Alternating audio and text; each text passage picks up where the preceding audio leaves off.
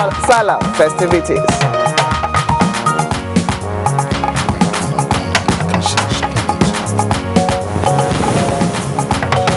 Vice President Oshibajo says the nation's elite, Muslims and Christians as well as ethnic groups, must recognize the need to make sacrifices for the necessary development of the country.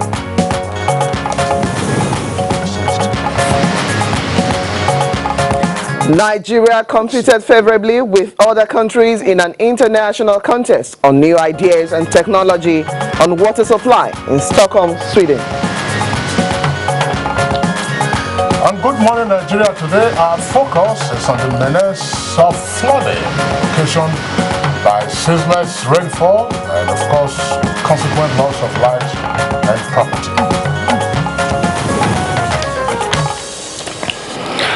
The Nigerian Meteorological Agency, NIMET, in March this year warned about the imminent heavy rainfall and the attendant flooding in most parts of the country.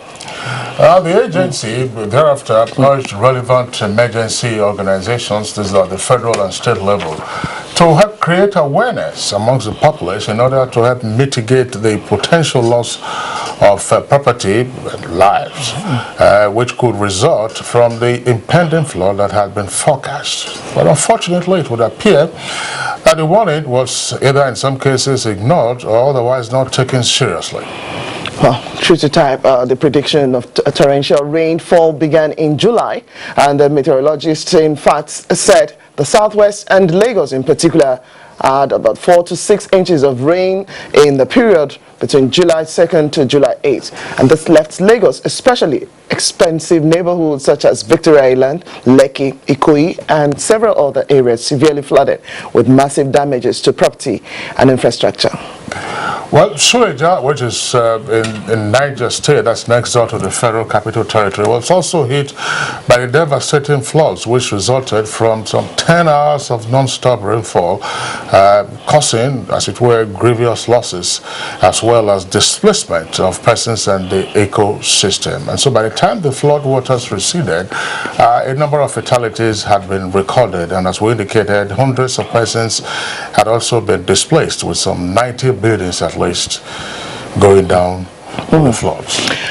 Now, according to the federal government, last week over 110,000 people in about 2,000 households, different communities, about 24, including Makudi, have been displaced by flood in Benue State. The state government blamed the disaster on the overflow of the Benue River.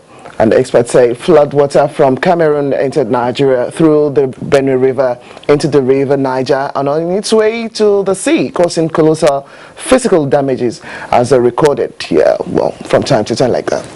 Well, those who, of course, keep a tab on issues pertaining to flooding. And by the way, we're just talking about the tally of disasters. We also saw what happened here in Abuja. That's unfortunate that somewhere in the local Goma suburb where a father and 2 of his children were swept away by the floods here in the Federal Capital Territory. Now, this year's flood, according to those who know, say that perhaps it's not as deadly or otherwise as disastrous as what happened, especially in 2012. That was some 5 years ago, and we all recall indeed the level of catastrophe that occurred at that time when some 6,000 houses were destroyed and millions of persons, of course, were displaced on account of the flood that occurred at the time. Plus, of course, the fatalities that also went with the flooding.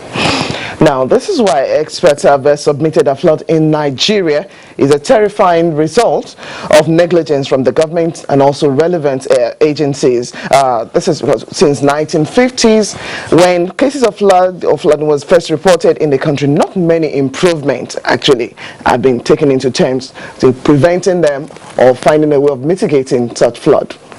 Well, it's of course interesting, again, according to the experts, that flood-prone areas in Nigeria, as it were, are mostly located in the deltas of 2 major rivers that we have, Niger and Benue, as well as, of course, Hadeja, and the coastal areas of the country, which, of course, are the lowest parts, as it were. Now, these areas that usually flood-impacted include Akwa Ibom, Adamawa, Bayelsa, Cross River, Jigawa. We have to add the Kaduna, Kogi, and Kano. And of course, Lagos is not left out. Niger State, of course, we have also seen flooding in that part. Now, the floods usually come between the months of July and October.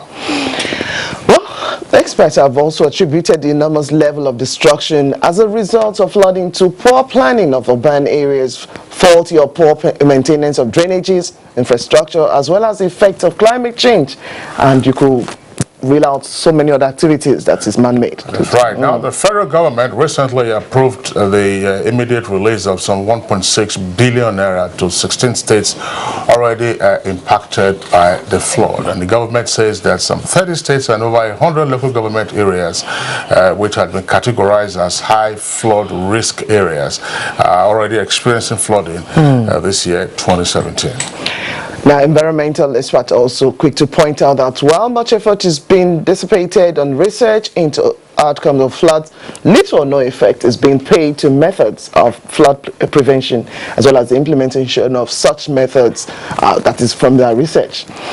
Yeah, but what we are experiencing in Nigeria, what we have experienced in Nigeria is certainly not isolated, as it were, because we have also seen other countries that have suffered devastating impact You could say that we have again. seen that, for instance, Houston, Texas, Houston in Texas, that's on account of Hurricane Harvey. That's left some 53 persons dead and some 28,000 persons who were rescued. But of course, it's going to cost them some hundreds of billions of US dollars to recover from that impact. That's in the Houston area. We have also seen what has happened in Asia, in particular. India, there's a monsoon in India. Yes, that some 1,300 persons have been killed by floods since June this year. And then just up north in Niger Republic, persons have also been impacted by flooding in parts of Niamey, which is the capital. So what has been done with regard to the causative factors of the floods that we are seeing in different parts of the world, and particularly for us in Nigeria, what are the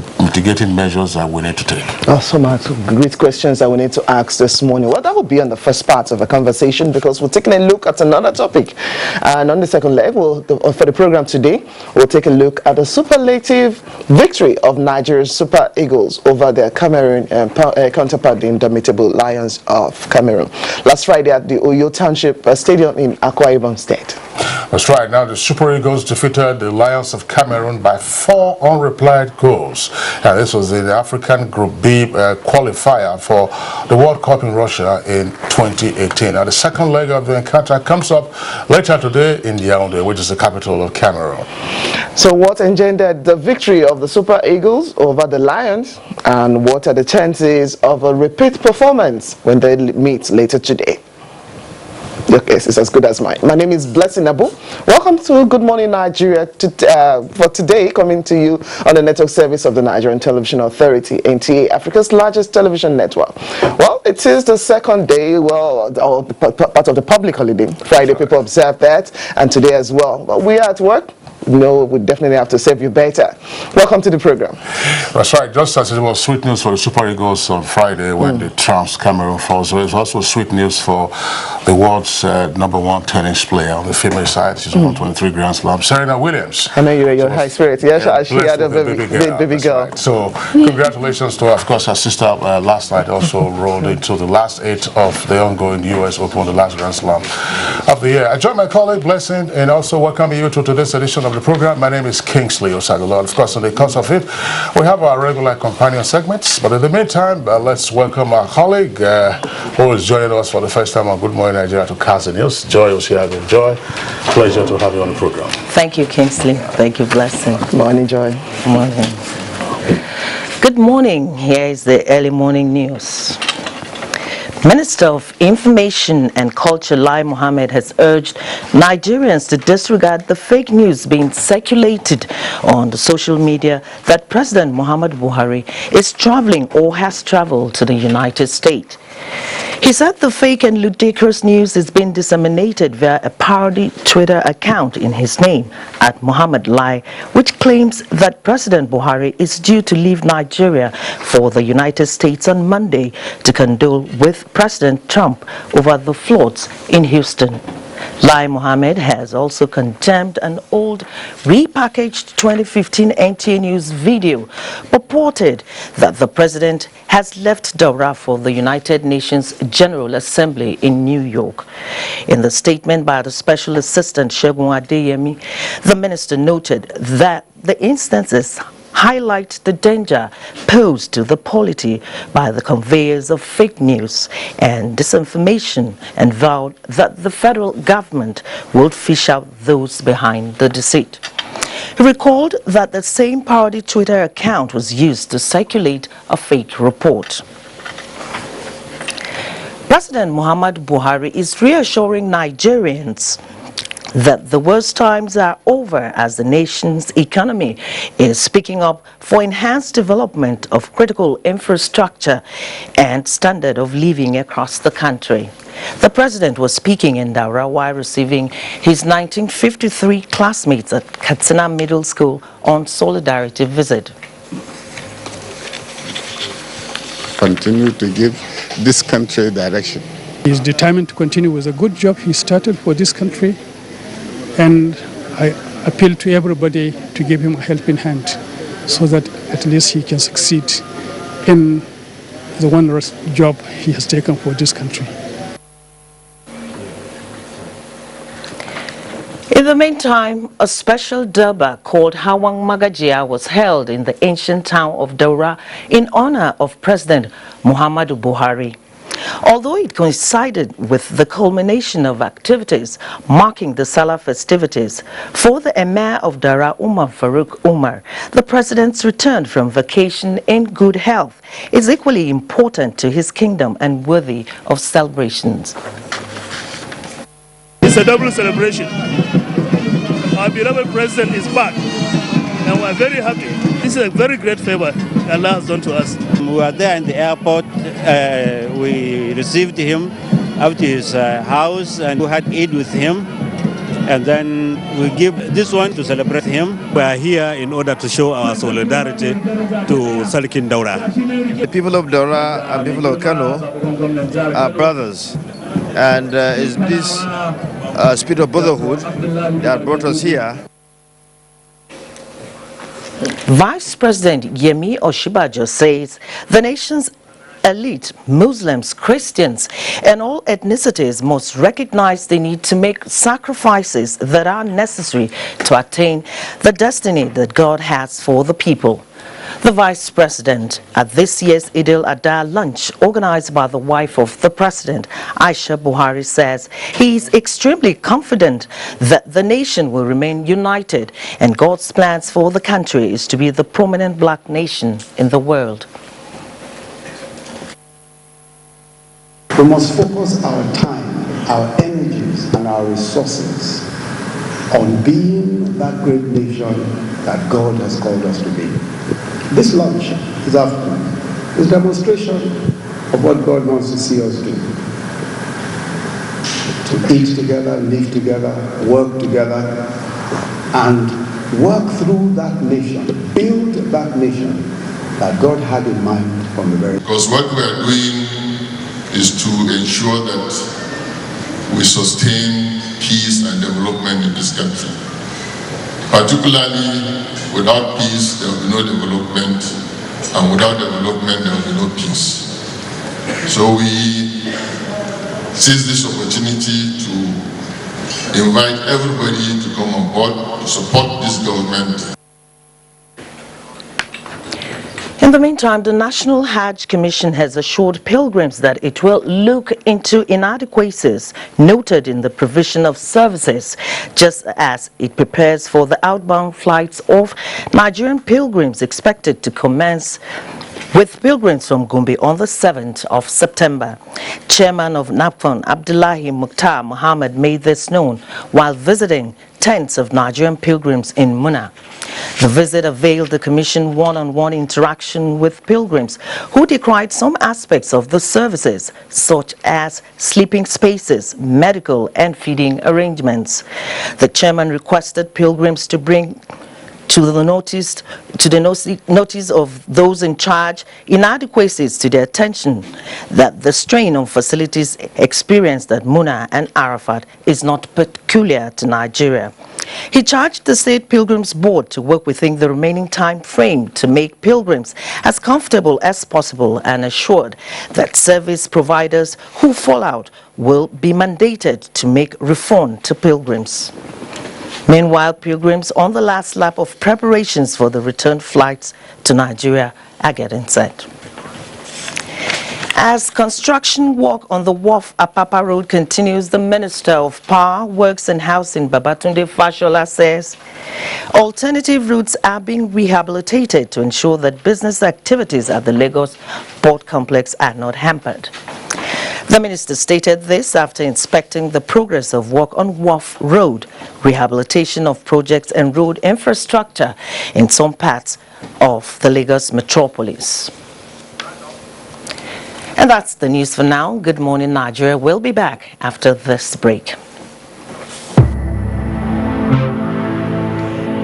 From 1967 to 1970, Nigeria went through a horrifying civil war. It didn't matter who was wrong or right. Everybody suffered. Those who fought that war say it should never happen again. So a lot of people will say, but you were leading the first one. Yes, I led the first one. I don't think a second one is necessary. We should have learned from that first one. Otherwise, the dead would have been to no avail, would all have been in vain. The words of our elders are full of wisdom.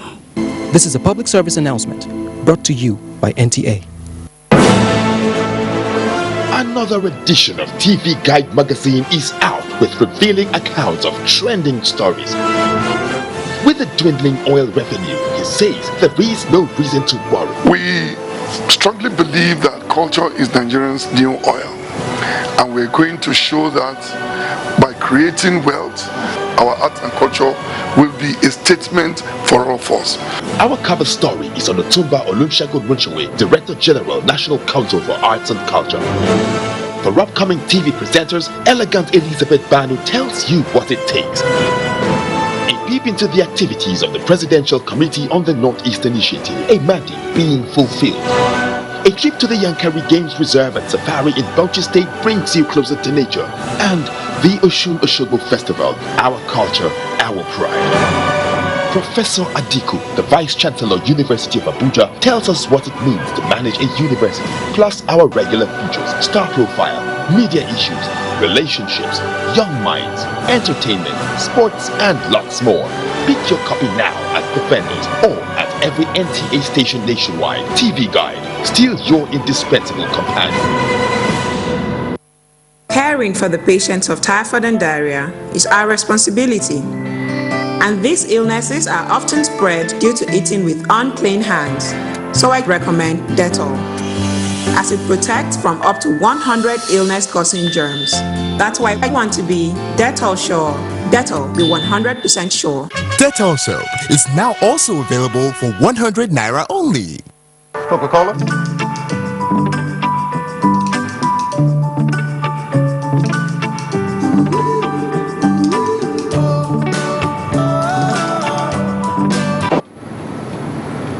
Oh, it's happy hour.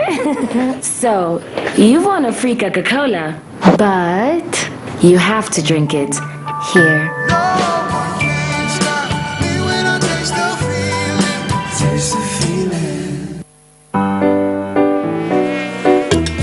What happened? It was a mosquito. Oh! Oh! Daddy, here!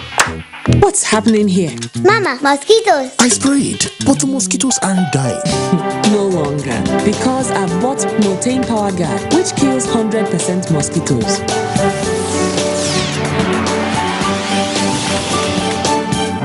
Motain Power Guard kills 100% mosquitoes. Dettol team is visiting schools to teach children how to protect themselves from diseases. Do you know how we get illnesses like diarrhea, cough, and cold? No! They are spread through germs on your hands. Your hands collect germs that causes diseases. You pick up germs from any surface, like when you don't wash your hands after going to the toilet, while playing. And then you can get sick because of germs. That's why you need to fight germs to stay healthy by washing your hands regularly with Dettol soap to protect from up to 100 illness-causing germs. Wash, wash, wash your hands. What you have to do is wash, wash, wash your hands. Use Dettol soap every day. Wash, wash, wash your hands.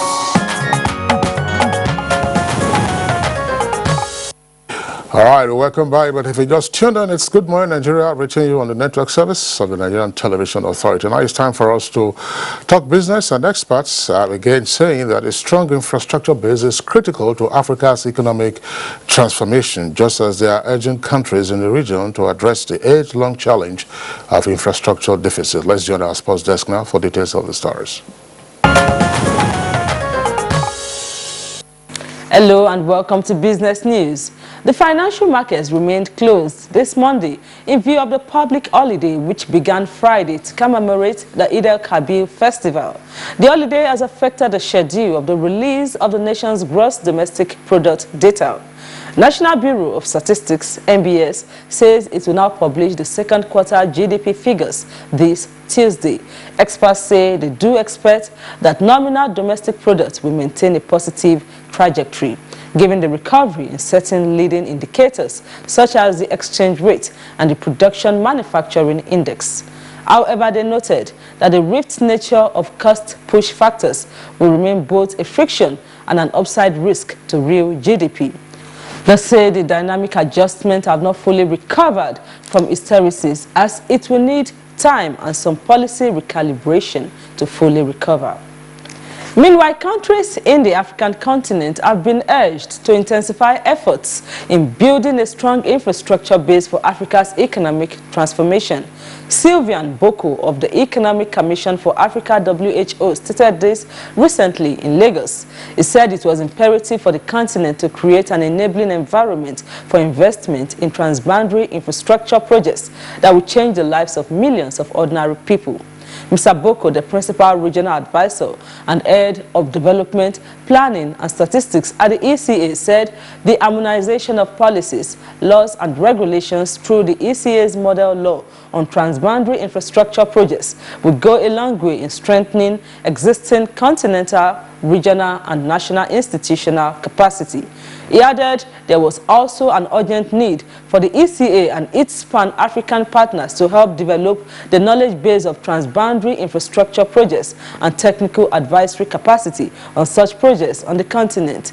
Boko said adequate infrastructure can accelerate Africa's growth, adding that the continent can actually fund its development priorities, especially infrastructure projects with domestic resources. Africa, he said, though still faced with the arduous task of mobilizing adequate resources to fund its own growth and transformation, still possesses the potential to do so. To accelerate regional integration in Africa, ECA experts say the continent must develop efficient and effective institutions that will be in a position to do a number of important things beyond promoting trade and regional infrastructure programs. In another development, Nigeria's oil supply to India has hit its lowest level for this year, with the Asian country intensifying efforts to diversify its sources of the commodity.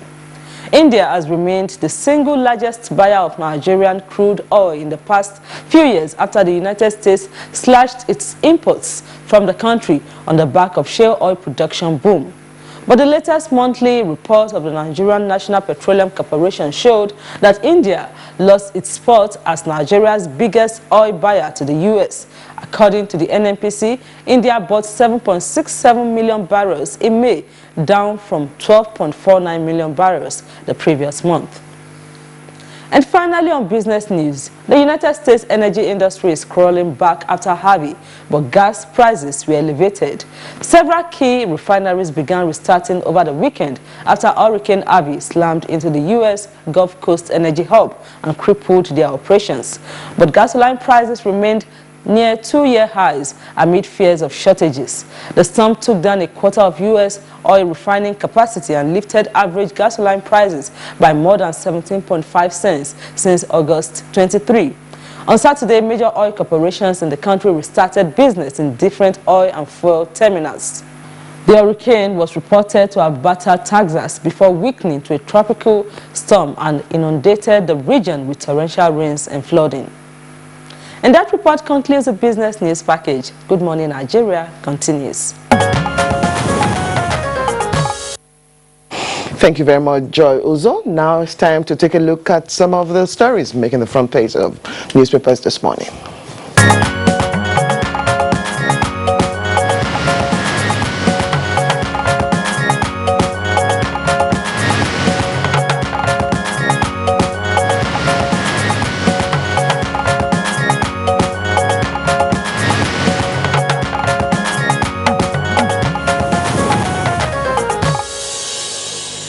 All right, Bayo Atoyebe is right here with us for today's review of the session. Bayo, good morning. I hope you had a nice weekend and you will continue to enjoy the Salah holidays. It was a refreshing Salah break. Good morning, Blessing. Good morning, Bayo. I hope you got your ram that escaped last Friday. Yes, the ram was at home, but the meat is at home.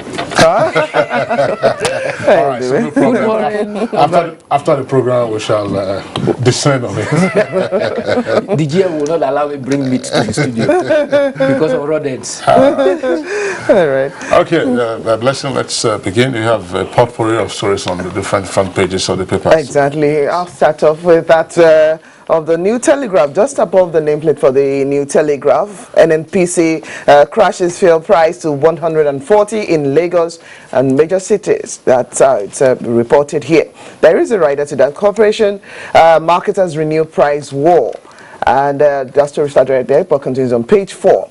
Fact puts NNPC's indebtedness at 155.15 billion naira in June. All the details on page 4 as well.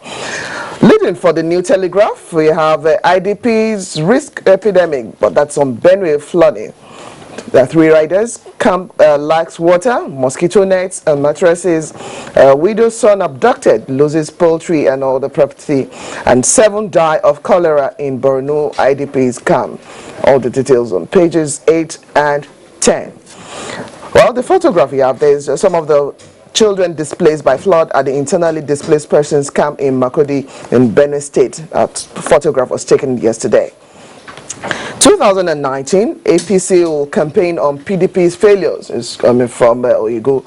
And Rider says, Fayose, your weaknesses are selling points. All the details on page 2. Okay, let Kingsley come in. I think I'm sure there's some similar stories in his papers. All right, let's take a look at the Nigerian Tribune.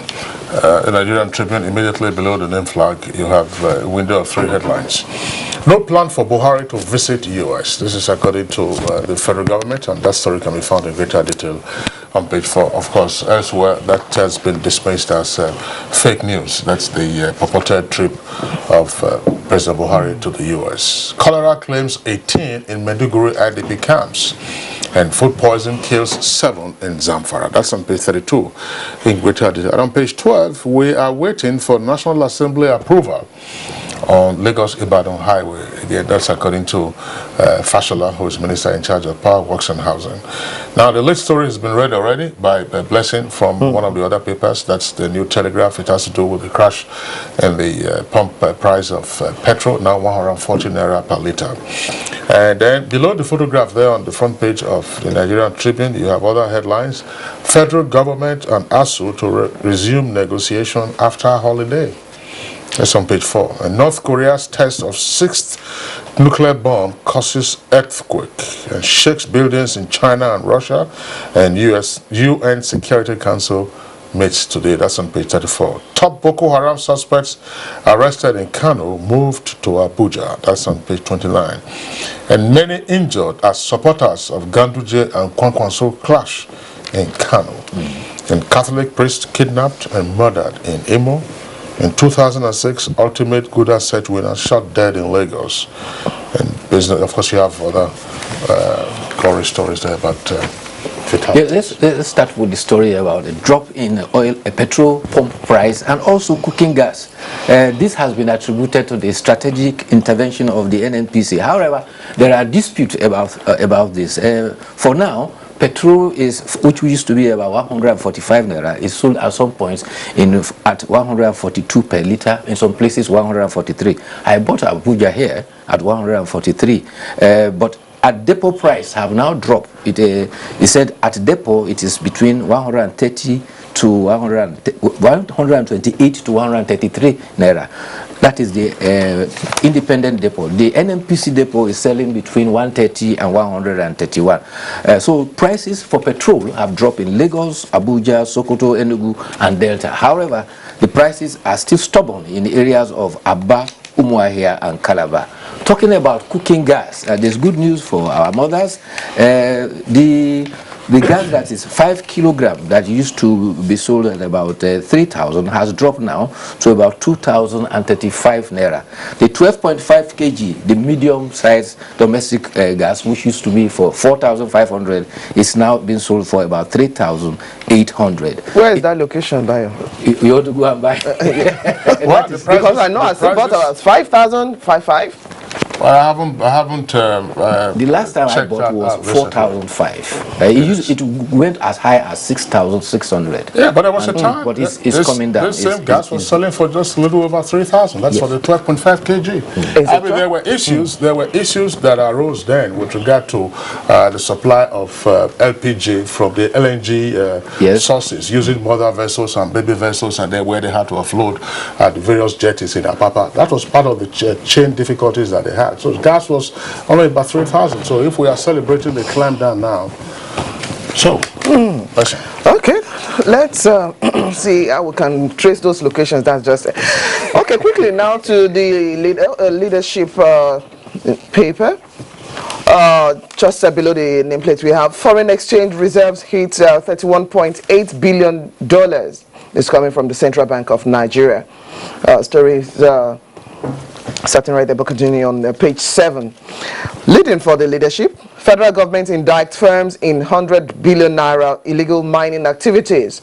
The story is on page 6, but there are 3 riders. Says tunnel with rail track used for operations, arrest 16 foreigners and 8 Nigerians, and companies flees government of multi-billion naira revenue.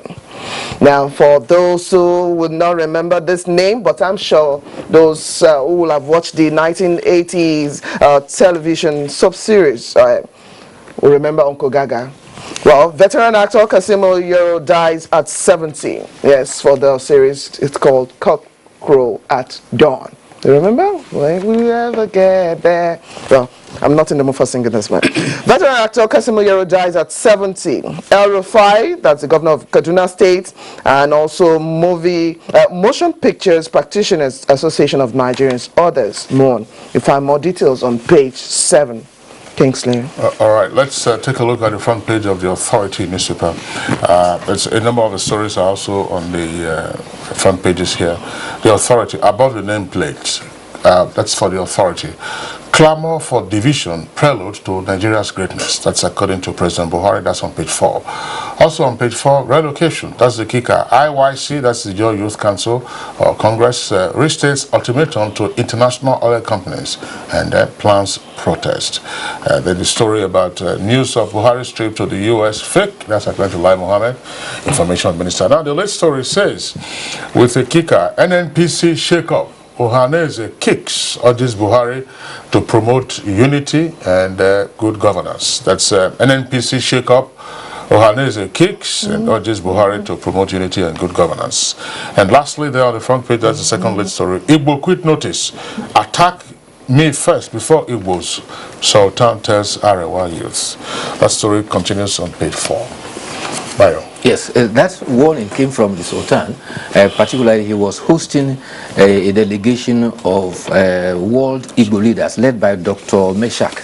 And the Sultan said, disintegration or splitting into many parts will lead to towns and villages clamoring for independence. He also warned that clamoring, picking up arms will never lead to peace. However, he says Nigerians should embark on dialogue by way of roundtable humane discussion so that solutions can be found for our problems. He also advised that if any one group plans to attack the Igbo, they should attack him, the Sultan, first. He, however, described the clamor for restructuring as very necessary because it is making adjustment here and there for equal accommodation for all and sundry. He said it is for equity, fair play, religiously, socially, and economically. But if people are thinking about restructuring by dividing Nigeria, then they are misleading themselves. Salah was relatively peaceful in Kano, particularly that Providence was on the side of the security in Kano. Just this before Salah, infiltrators from Sambisa forest, insurgents, were arrested.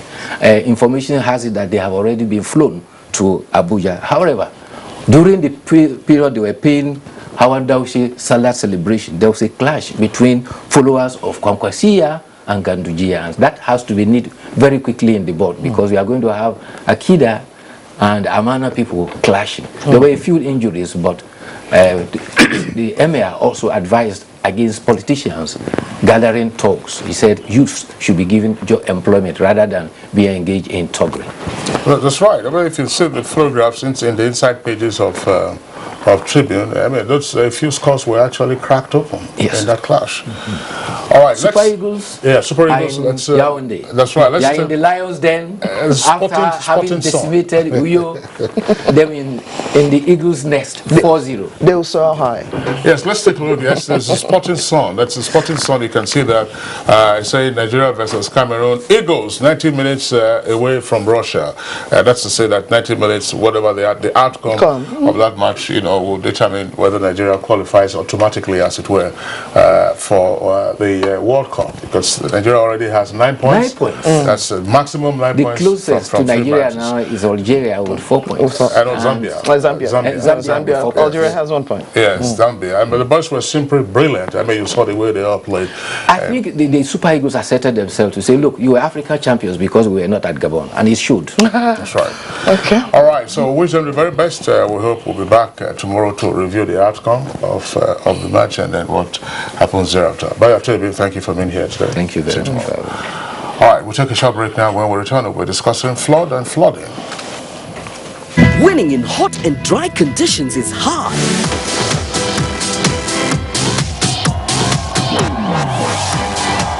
Causes the body to sweat, which attracts germs that are easily passed from one person to another. What keeps you so cool, man?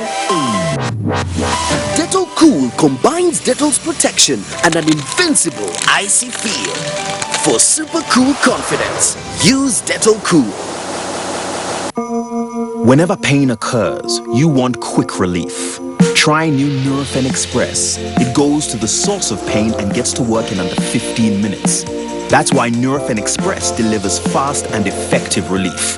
New Nurofen Express works at the source of pain, fast. Being a mom is great, but when your child has a fever, you don't know what to do. I trust Nurofen for Children to take care of my child's pain and fever. Effective relief you can trust. Dettol team is visiting schools to teach children how to protect themselves from diseases. Do you know how we get illnesses like diarrhea, cough, and cold? No. They are spread through germs on your hands. Your hands collect germs that causes diseases. You pick up germs from any surface, like when you don't wash your hands after going to the toilet, while playing. And then you can get sick because of germs. That's why you need to fight germs to stay healthy by washing your hands regularly with Dettol soap to protect from up to 100 illness-causing germs. Wash, wash, wash your hands. What you have to do is wash, wash, wash your hands. Use Dettol soap every day. Wash, wash, wash your hands. This is the game I've been waiting for, and I get a headache. But I remembered Mom's advice. Son, don't let anything stop you, okay? When headache strikes, I always trust Sudrex. Because Sudrex acts fast to relieve headaches.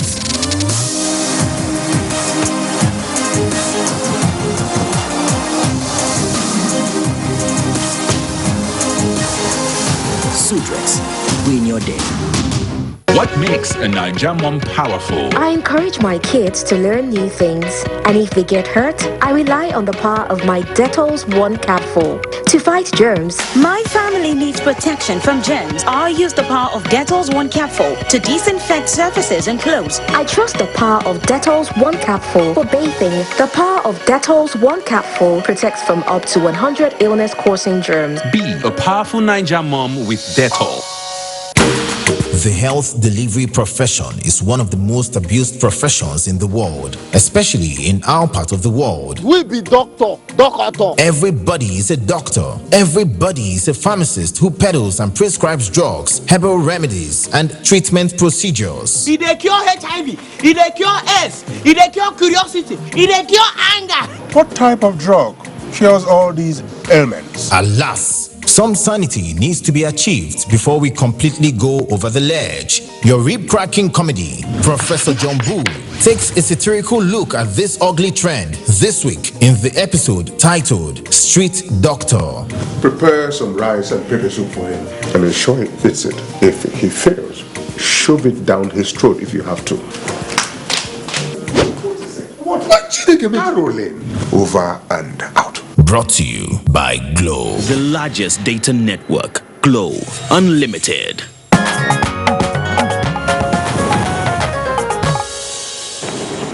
If you just joined us, the program is Good Morning Nigerian, showing live on the network service of the Nigerian Television Authority, the NTA. Now for our background reports, kickstarting the first part of our conversation this morning, taking a look at flood in Nigeria. While the country has in recent months been experiencing ravaging floods that have wreaked havoc on lives and property in many communities. Here's Leah Katun Babatunde telling us more as she traces the recent floods and how Nigerians have reacted to early warning signs. 2012, the year of the flood fury. The floods that year began in early July and lasted till November. It was said to have killed 363 people and displaced over 2.1 million. According to the National Emergency Management Agency, NEMA, 30 of Nigeria's 36 states were affected, and the floods were termed the worst in 40 years, as an estimated 7 million people were said to have been affected. The estimated damages and losses caused by the floods were worth 2.6 trillion naira. Reality checks proved indeed that climate change is here with us, as the floods' damaging impact were felt from the north to the south, east and west. 2017. The floods came early, and despite warnings by the Nigerian Meteorological Agency NAMET that 30 states could be affected, many Nigerians were once again caught up in the floods. The Lekki flood started early July, extending its course to Victoria Island and other adjoining areas of Lagos. Following the unprecedented floods in Lekki, which exposed the drainage and infrastructure failures of the area, the Nigerian Meteorological Agency's Director General, Professor Sani Mashi, called for demolition of the entire structures in the peninsula and the entire area replanned. Shortly after the Lagos incidents came that of Niger State, washing away persons and property. The flood fury moved to Port Harcourt, Rivers State, and then to Lokogoma Estate in Abuja. The list goes on, but perhaps the worst hit for now is Benue State. The Benue State Emergency Management Agency, SEMA, late August, said over 110,000 people in 24 communities, including Makurdi, the state capital, were displaced by flood, with over 2,769 households affected. Experts have noted that flooding in Nigeria is worsened by human activities through rapid industrialization, uncontrolled urbanization, population growth, unregulated exploitation of natural resources, and improper location of infrastructure. Why is the country facing challenges in designing and construction of drainage systems? And how has the country been able to manage existing infrastructure? Answers to these and many more will come up shortly.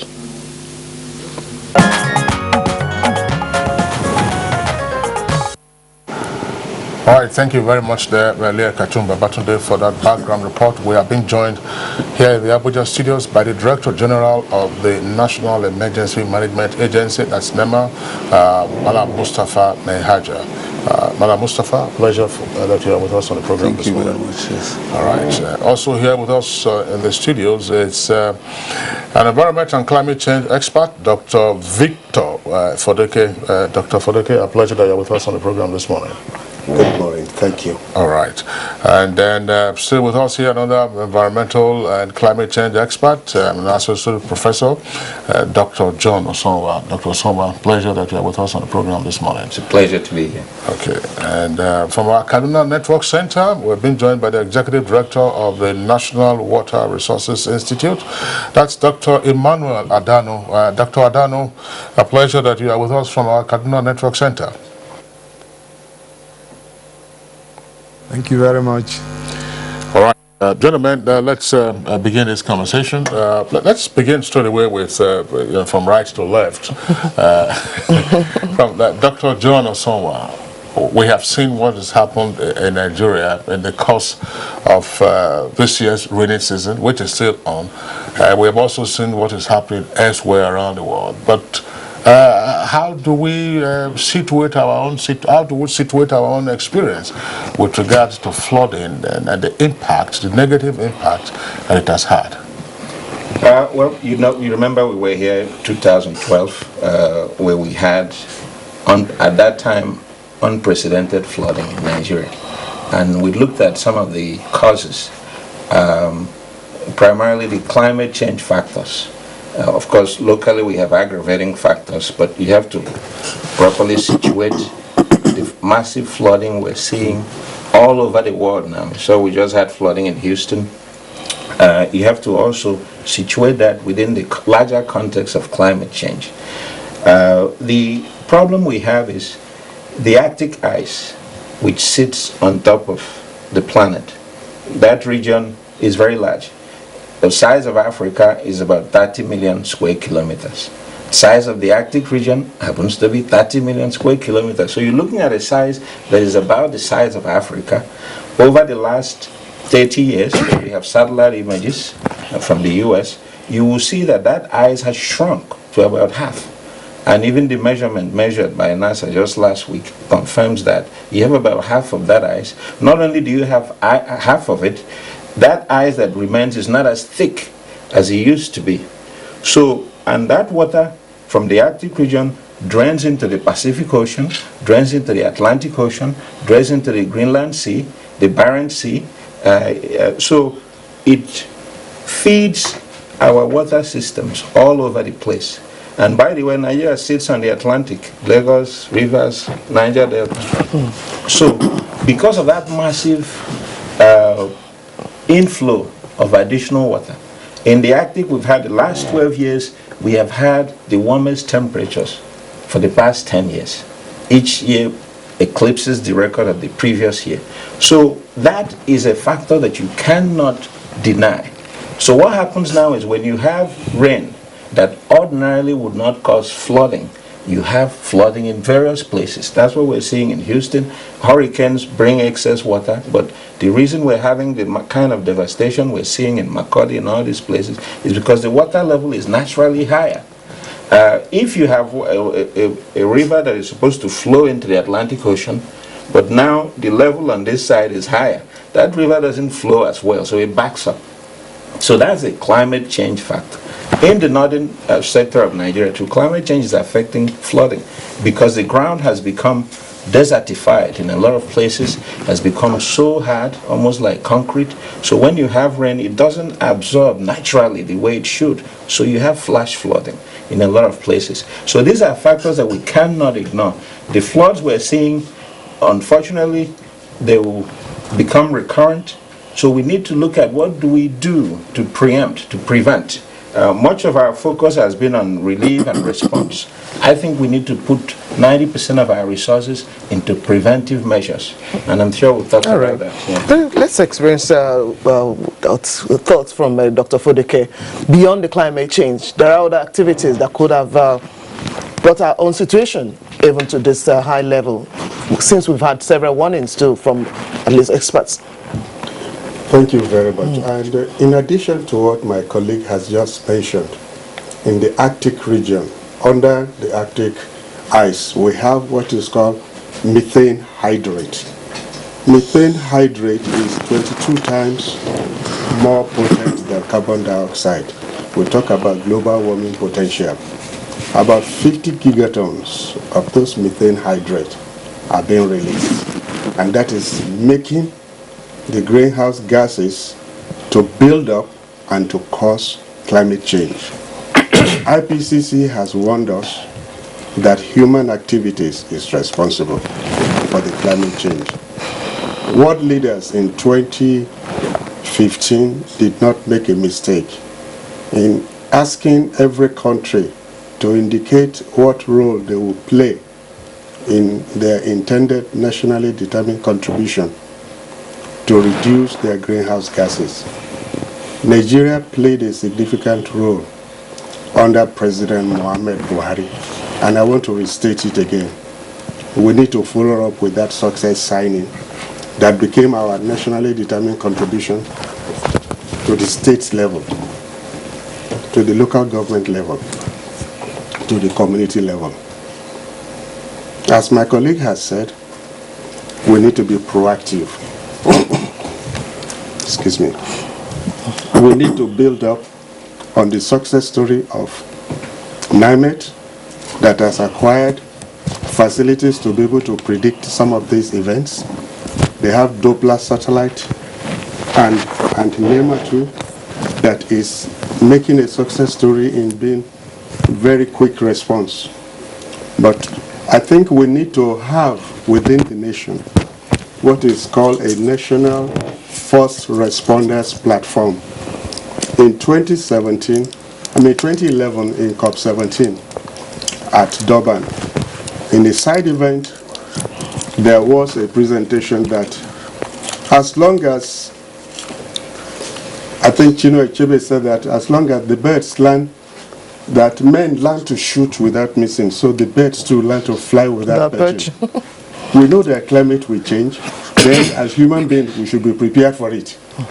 Our preparedness starts from the activities of having an immediate, short time, medium term and long term.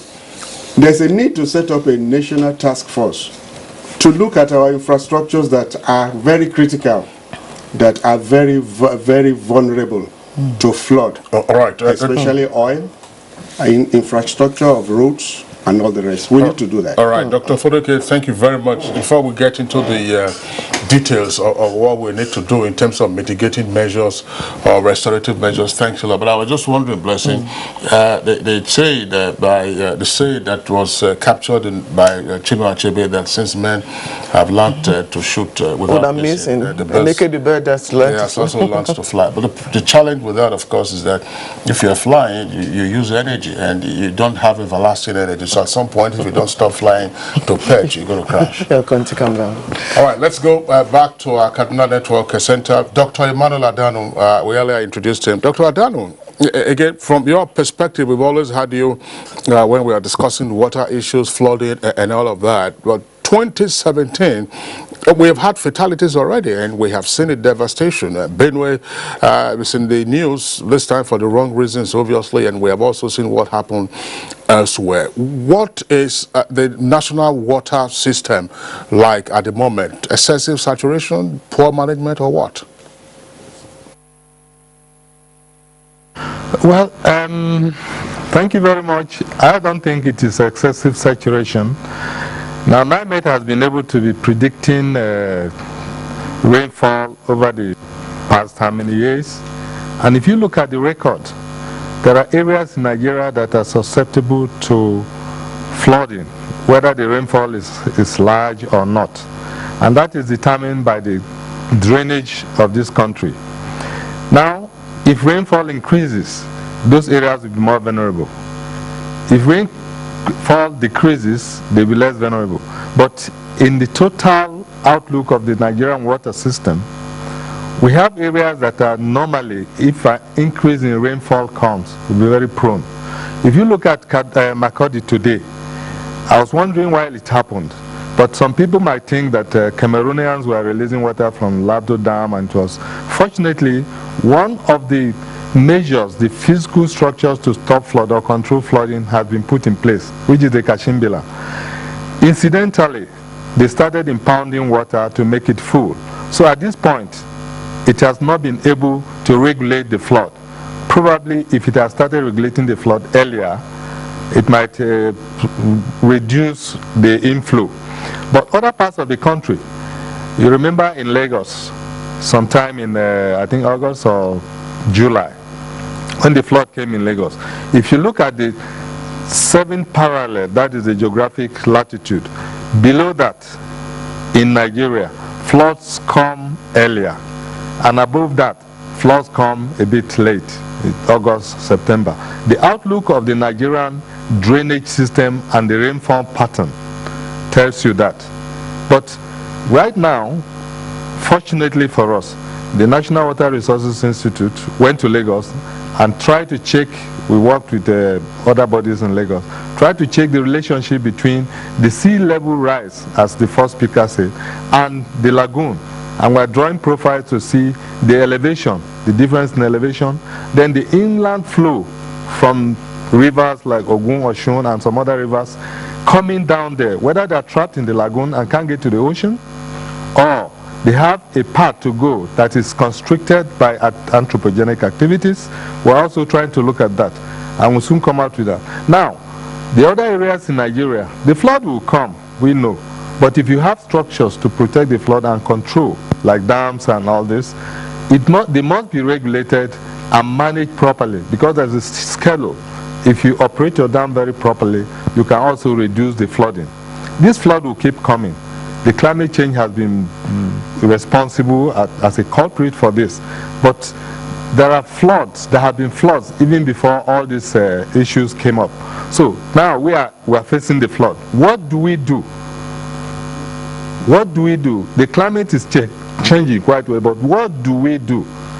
The National Water Resources Institute is also going around all over the Federation to put flood marks.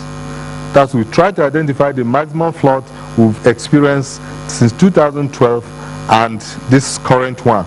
Then we'll put marks, and these marks are going to be designed by a group of people, a lot of people we've invited. We'll design a mark so that if you come there, you will know the graduation on the mark from green to red will tell you areas and time that certain actions might be taken if water reaches those levels. But then, you, the media people, will sensitize people on how to identify this. And whenever you see such a structure standing, you know exactly that this is a flood structure.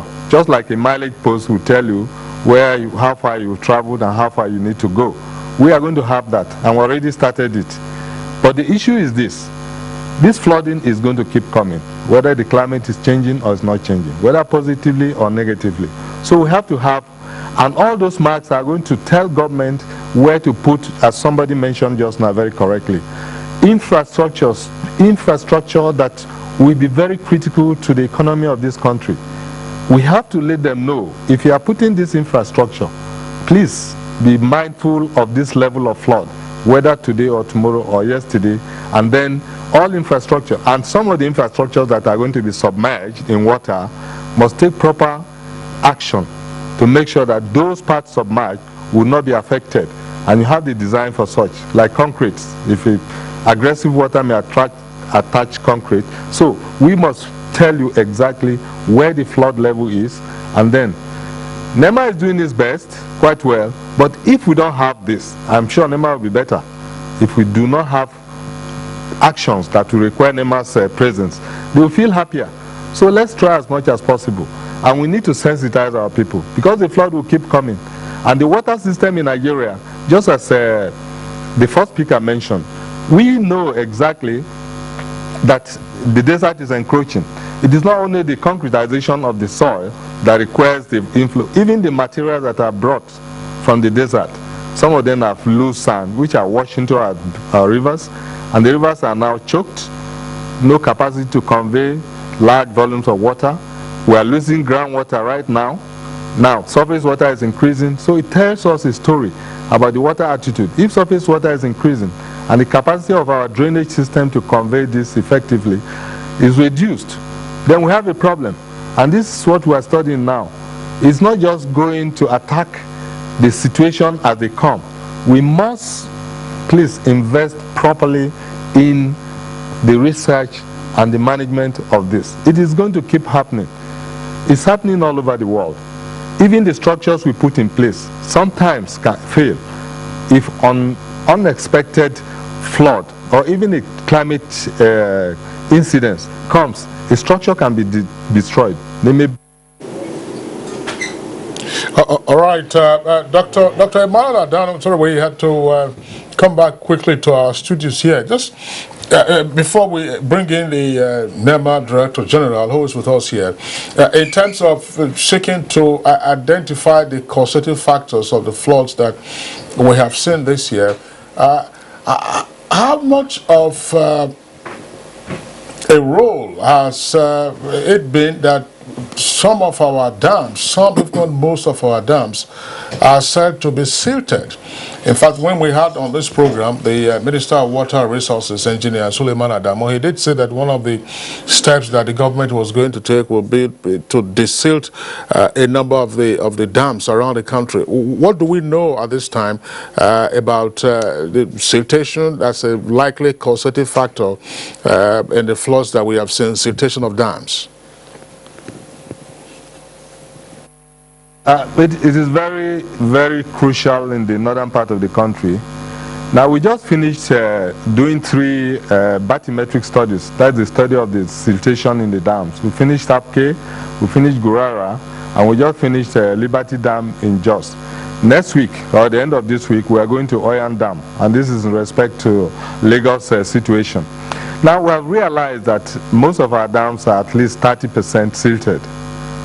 And if they are 30% silted, it means that the active capacity has been reduced. You may see a dam on the surface looking very large, but if you go deep, you find that it's very shallow. So the capacity to take more water has been reduced. So in most of these dams, first few rains, they start spilling, which is not usual. So we are doing that for all. Now, we have a program every year, if possible, to do at least 5. Based on the resources available.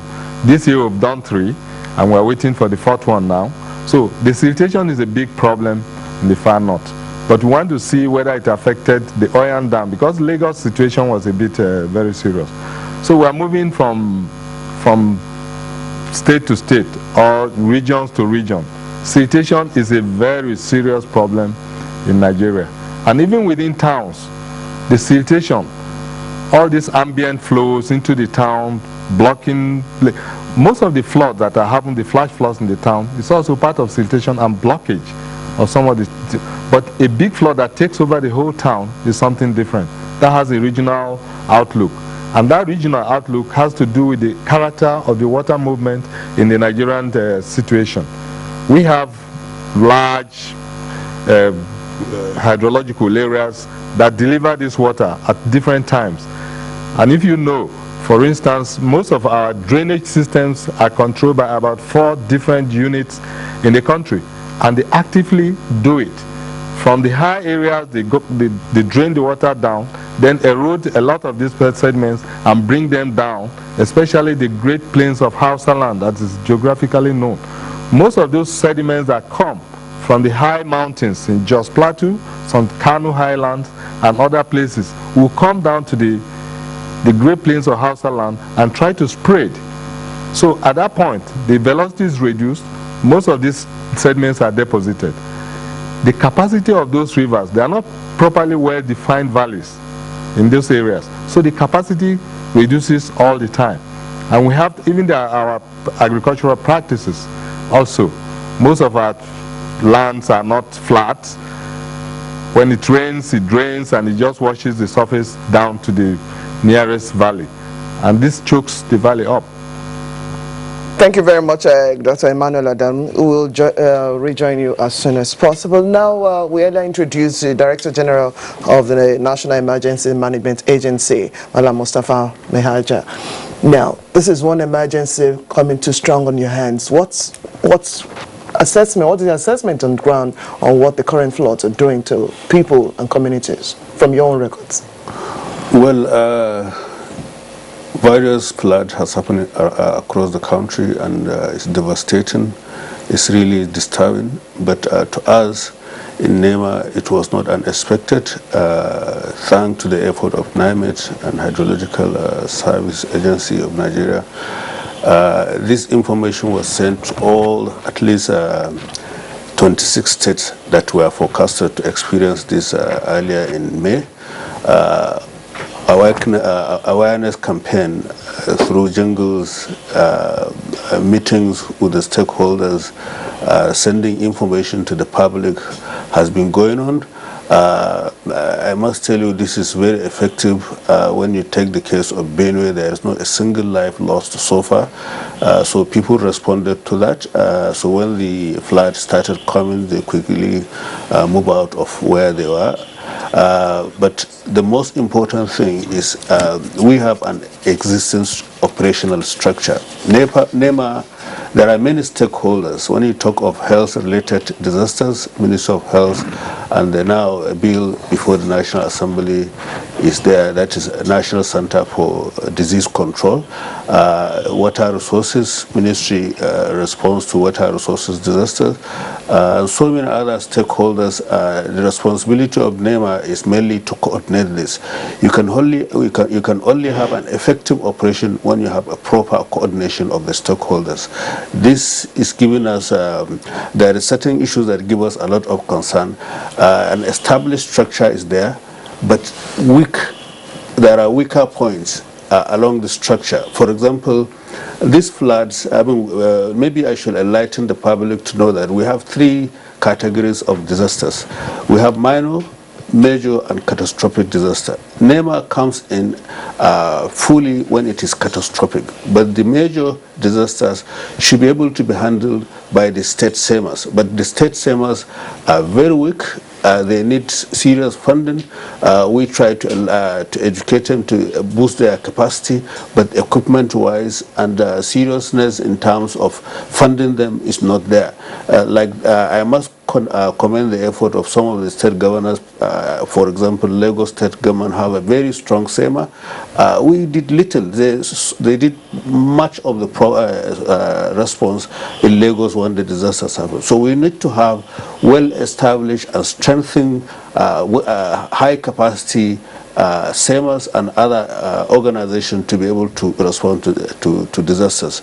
We are doing our coordination role, trying to enlighten them, but we need a lot of efforts at the highest level to get the governor's response to equipping the state SEMAs. Particularly, I am of the opinion they should set aside part of the ecological fund given to them purposely to equip the SEMAs.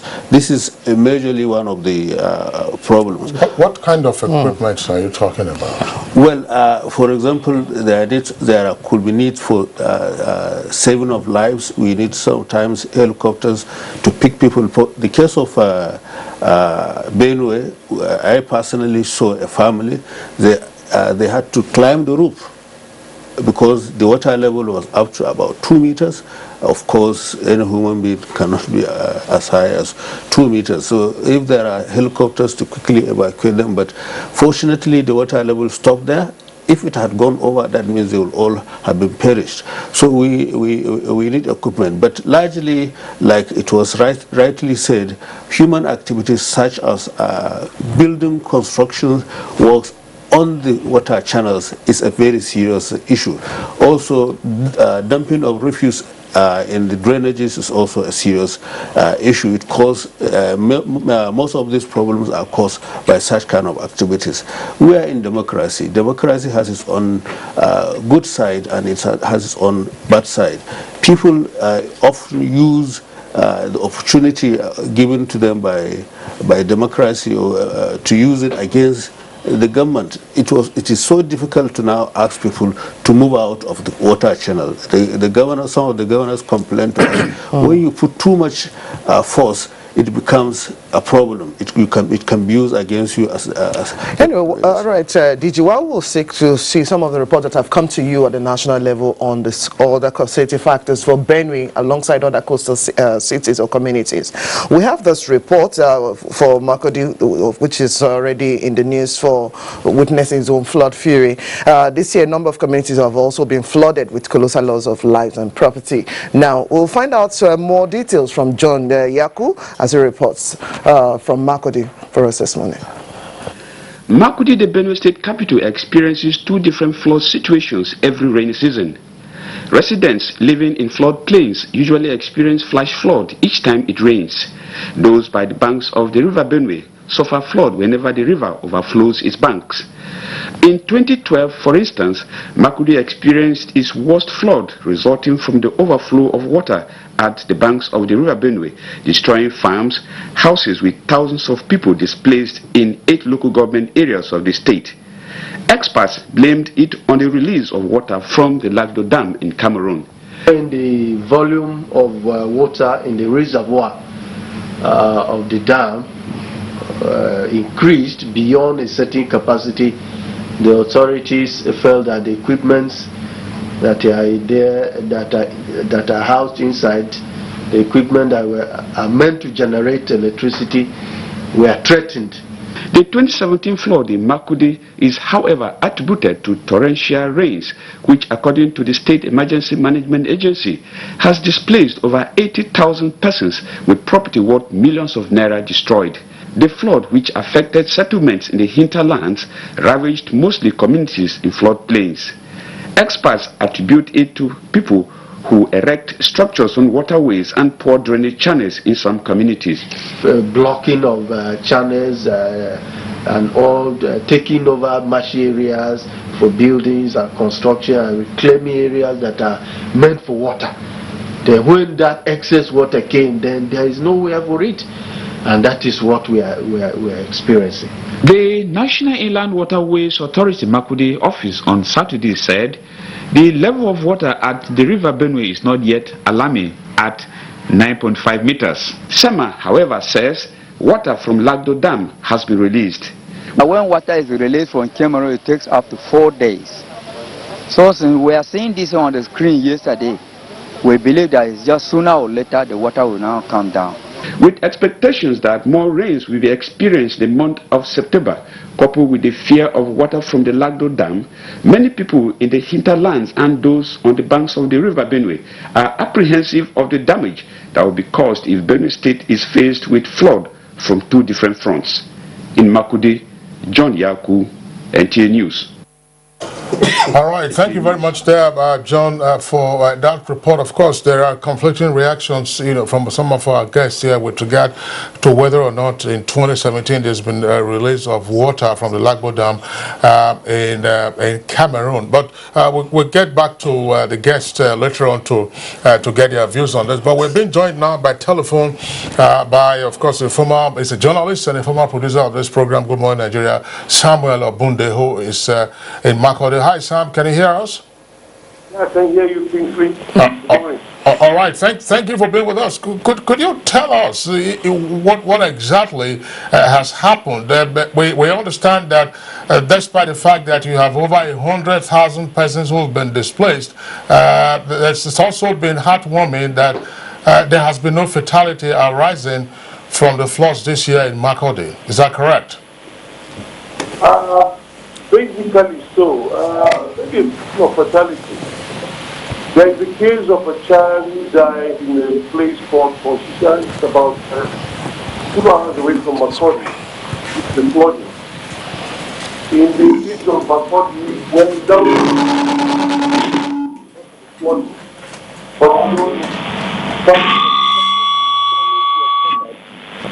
the man died the following day after his property was flooded. We have a number of injuries. In the case of Makurdi, where a house collapsed, a few broken rooms, and things like that. Otherwise, it's basically infrastructure and property that's been damaged. Okay, Sam, thanks a lot. Now, we have also heard that perhaps one of the causative factors of the current flood in Makurdi has to do with the fact that there's been almost total disregard for planning rules, that a number of the properties are actually constructed on flood paths. How did this, shall we say, lawlessness get to reach this level that it has now caused, as it were, the degree of flooding that we have seen also in Makurdi?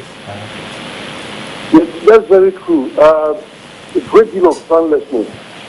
Then we have the issue of, in some cases where people have built such houses, trying to secure them, they built fences. Those fences have turned out to become a problem. Water came and no place to go. So you find in some places, some of those places, those are being punctured into fences that were meant to provide security for homes so the water could escape. But a great deal of planlessness, no planning in some places. But we can't hear him. Can you hear him? We can't hear. The guests can't even hear what he's saying. Hello, can you hear me now? Hello? Yes, Sam, we can hear you now. Good. I said yes, a great deal of planlessness, like you rightly said. In some places, people put up fences, give security, to provide security for their homes. Those fences have turned out to become a problem because water came in and had nowhere to go. They're now making holes in those fences so water can escape. Also, in a bit of places, there are no drainages. People have just built, there are streets, no drainages, so water comes, there's no way, it just flows into homes. So great deal of planlessness, building on water pathways. And then there is one other problem. There was a big project that was started to drain water out of a good part of where that is flooded down. Okay, what is the level of response the people who are affected are receiving? What kind of response have they received, but from the different agencies and the government? Not much. What is coming to work to the people is what NEMA has gotten. The few trucks are coming. They have brought household items and they've also brought food stuff. They are giving people food stuff. People don't have firewood or stove to cook them. So they're just carrying out raw food, no condiments. And you have a huge number, much bigger numbers of people staying with relations and friends. The numbers that are staying in the camps are negligible compared to those staying outside. And some have simply just refused to leave their homes.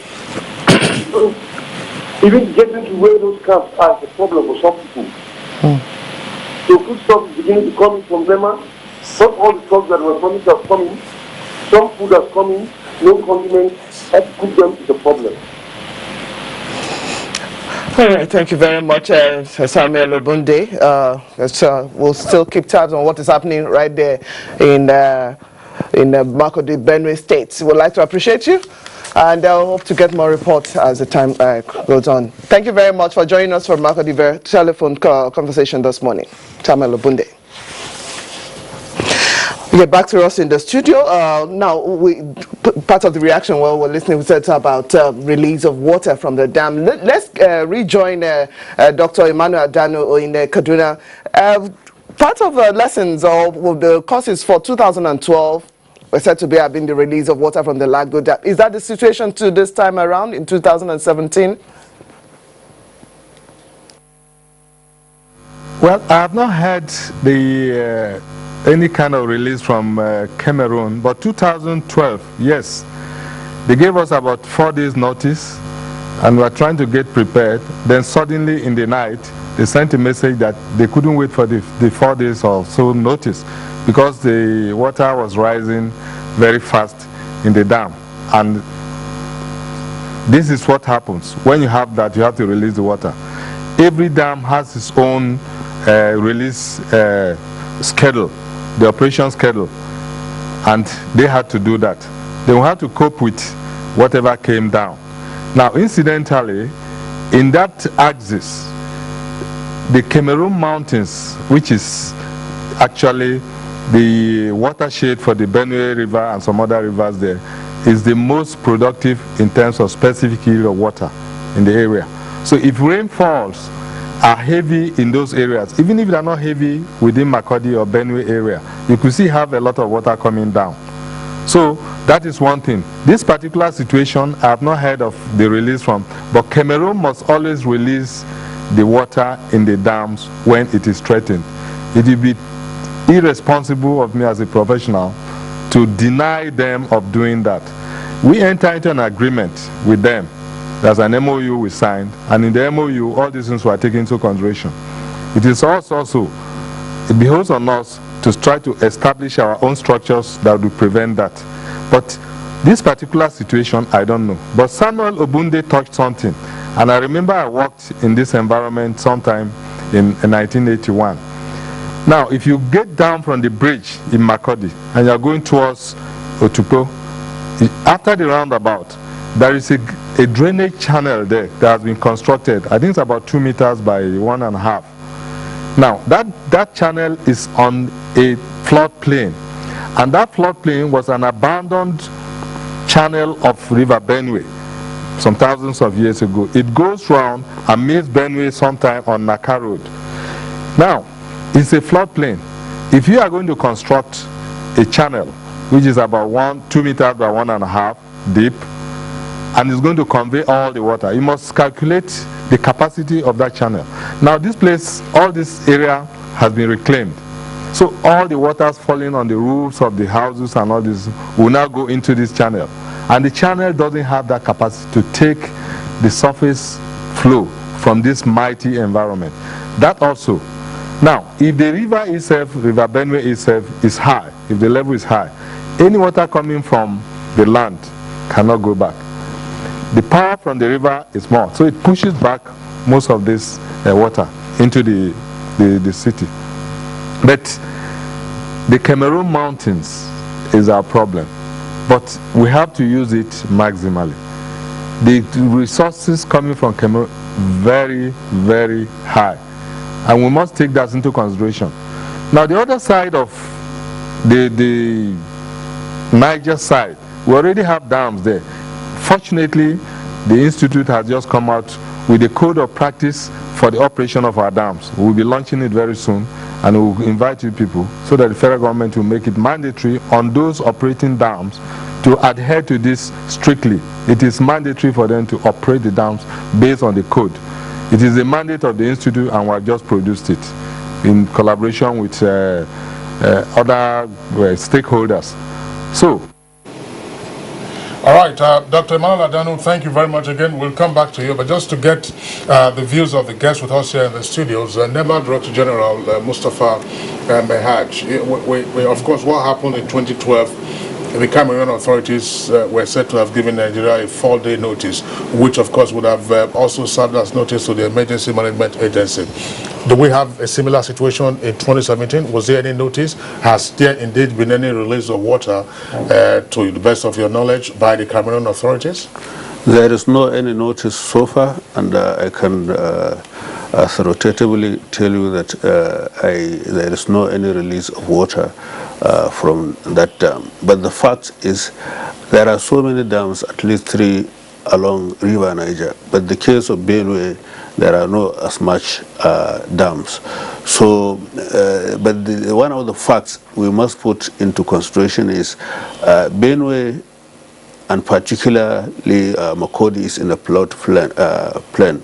So what must be done is massive engineering of drainages to save that state. We need serious engineering to identify channels and construct adequate drainages to save the people and the investment in Benue State, and in particular Makurdi.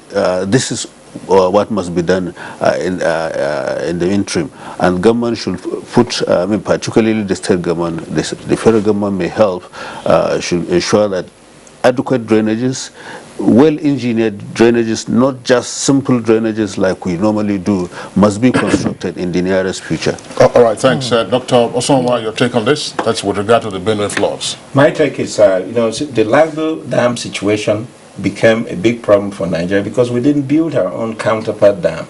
There is a counterpart dam for Nigeria that is supposed to cushion what happens with Lagdo Dam. For the past 15 years, it hasn't been built. You can verify this. It's been in the works. They've drawn up all the engineering designs, but it hasn't actually been constructed. A lot of money has gone into that. So we have to take responsibility for that one. Cameroon has a responsibility to its country to protect their citizens. When the dam reaches a certain level, they have to let the water, otherwise the dam will collapse. So we cannot rely on what is happening in Cameroon to protect our own citizens. That's very critical. The other thing I want to say is that the issue of how we handle flooding has to be diffused. We talk about restructuring. This happens to be an area where there's concurrent jurisdiction. States can weigh in. We cannot leave everything to the federal government. NEMA is doing its best, but as the DG himself told you, the resources are limited, the access is limited to what they can do. States need to be proactive. Ecological funds is shared between federal, state, local government. We only talk about the National Ecological Fund. They come to Abuja, they collect billions, and yet it's not applied. It should be applied proactively, preventively to prevent flooding, because flooding would come. All of us, all the experts have been saying that. If you look at the fundamental factors that lead to flooding in Nigeria and elsewhere, they are on the increase, and it takes years for what happens in the Arctic to manifest in other areas. So we're still at the tail end of what is happening. Nigeria needs to be proactive. We need to build barriers and levees along the floodplains. Okay. Dr. Sonwa, Dr. Fodeke, DG NEMA, and also Dr. Dano in Kaduna. We'll go on this break. When we return, there are reactions already from our viewers. We'll take them and we'll take on what next to do as regards floods, prevention, and also its management in Nigeria. We'll be right back. You're watching Good Morning Nigeria. Hate speech is not a joke. It incites genocide and crimes against humanity. Most of Africa's civil wars are caused by hate speech from one tribe against another. We don't want it here. The Nigerian government stands firm against hate speech. I was distressed to notice that some of the comments, especially in the social media, have crossed our national red lines by daring to question our collective existence as a nation. This is a step too far. One nation bound in freedom, peace and unity. Nigeria, one nation, one people. This is a public service announcement brought to you by NTA. Winning in hot and dry conditions is hard.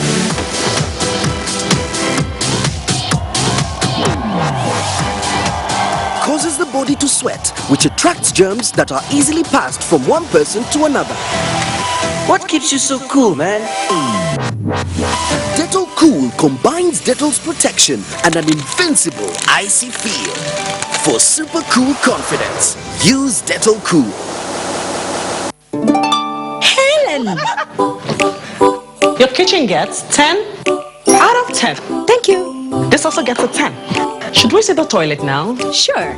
This gets just 1. It is clean. But not perfect 10. Better than my detergent and bleach? Impossible. Challenge? Try Apex compared to bleach and detergent. Apex sticker formulation removes yellow stains times better, giving you a sparkling clean toilet. Wow. Now you also take that? Perfect 10x challenge. Also available in 200 ml pack. Whenever pain occurs, you want quick relief. Try new Nurofen Express. It goes to the source of pain and gets to work in under 15 minutes. That's why Nurofen Express delivers fast and effective relief. New Nurofen Express works at the source of pain, fast. Being a mom is great, but when your child has a fever, you don't know what to do. I trust Nurofen for Children to take care of my child's pain and fever. Effective relief you can trust. Every day, I see patients who come to me suffering from infectious diseases. caused by germs, from typhoid to diarrhea, flu, cough. An average human being comes in contact with over 1 million germs daily when we use the toilet, from our door handles, from other surfaces, we transfer to others without realizing. That is why we recommend Dettol Antiseptic Liquid. Protect your family from up to 100 illness-causing germs. Be Dettol sure.